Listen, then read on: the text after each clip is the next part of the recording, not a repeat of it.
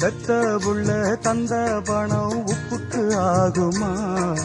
தாய்ப்பாலுக்கு கணக்கு போட்டா தாலி மிஞ்சுமா? வாய கட்டி வளர்த்த புள்ள மல்லு கட்டி நிக்குதடி, வாங்கி தந்த காசுக்கெல்லாம் வட்டி கட்ட சொல்லுதடி. கோடு ஒண்ணு கிழிக்க வச்சு கும்மி அடிக்குது அம்மாடி. சம்சாரம் அது மின்சாரம், சம்சாரம் அது மின்சாரம்.